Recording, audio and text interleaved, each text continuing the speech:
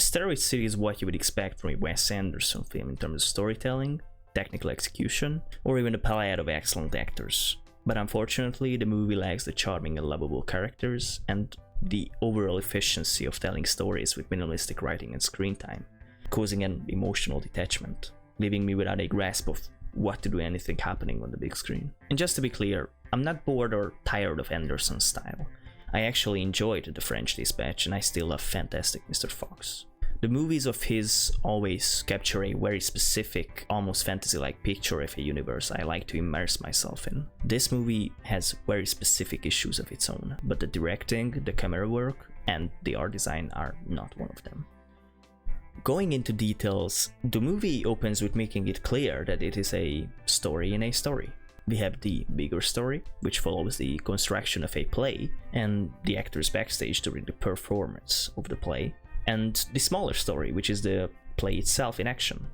In opposition to the French Dispatch or the Grand Budapest Hotel, the bigger story isn't just a frame to the smaller one. The two blend into each other and complement each other quite a lot. The bigger story sometimes just cuts the smaller one in the middle of the scene, and although this isn't groundbreaking or anything, it shakes up the plot quite nicely, which it really needs, by the way. The second most memorable scene is attached to one of these moments. I mean specifically when the main character's actor meets the actress played by Margot Robbie, who plays his wife in the play, and who he would have had a scene with if it hadn't been cut out of the play. That scene was the closest to an Anderson film catching properly the emotional beats it has to.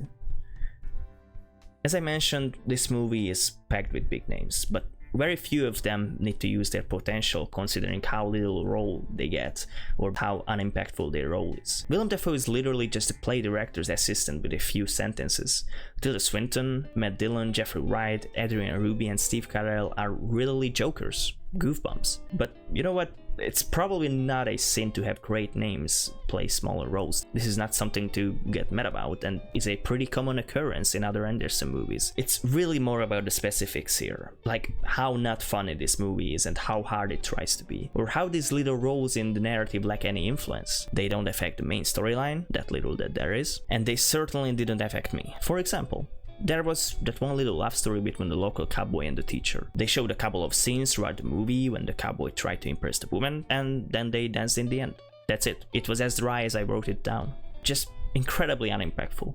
Then there was the storyline, I wouldn't even call it that to be honest, with one of the geniuses and his father being frustrated with him because he was trying to show off his bravery all the time for no actual reason. It was kinda interesting. The son saying he was scared of being forgotten and the father showing some rough empathy and understanding was actually on track. Too bad they wrapped the whole thing up in this one single scene in the first third of the movie and then they didn't bring it up again.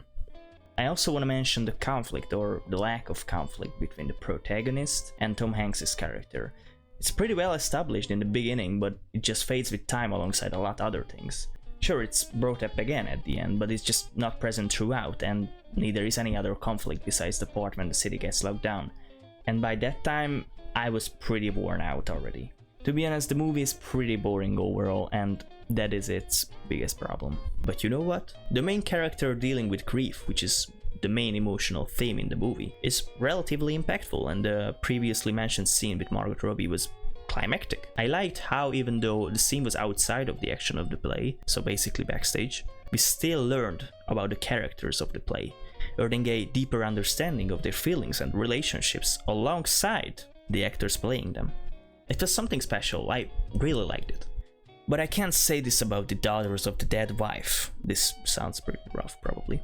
They mostly just represented the weird goofiness that a lot other characters did. And while I could imagine kids dealing with the concept of death like they did, they were mostly just annoying, again, lacking the emotional impact. The interactions between Scarlett Johansson's and Jason Schwartzman's characters were pretty engaging, again, mostly pretty weird in a Wes Anderson way, but actually really fun. I also wanted to mention the first alien scene as a positive. Even though it doesn't feel organic in the story and is just a plot device to get Asteroid City locked down, keeping the characters in one place, the first encounter was my favorite scene of the movie. It's got tension, the music is great, shout out to Alexandre Desplat, he's been doing a great job with Anderson movies. And the alien with its stop motion animation had a very charming outlook. I actually laughed when it posed a little with the meteoroid in its hands for the photo taken by the main character. You know, it wasn't over the top, just a little movement, but just enough to be able to perceive it as posing. I really enjoyed this scene overall. Not gonna lie, I couldn't comprehend much of the action of the scene towards the end where the actors get selected while everyone started shouting, "You can't wake up if you are not asleep." Might be my fault, probably wasn't in a meta enough state of mind, or I don't know. The whole movie feels like its great bits are trapped in between long, eventless plain scenes of boredom and sophisticated mumbling. The base is there, as I mentioned. Wes Anderson provides everything from a technical standpoint. I can see the fantasy world he paints, but the essence is lacking. And the bits when it's not are not enough to save the whole film, unfortunately. I'm not sure if I'm ever gonna watch this movie again, honestly. It has everything an Anderson movie has, but less. So I would rather rewatch literally anything from him or explore the ones I haven't seen yet. I would probably get more for my time. Right now, I'm giving this a 5 to 5.5 out of 10. It's really not terrible, and its good scenes are truly good in my opinion, but with its 20-25 minutes of joy, there comes more than an hour of everlasting boredom. Even though it's a very well presented boredom.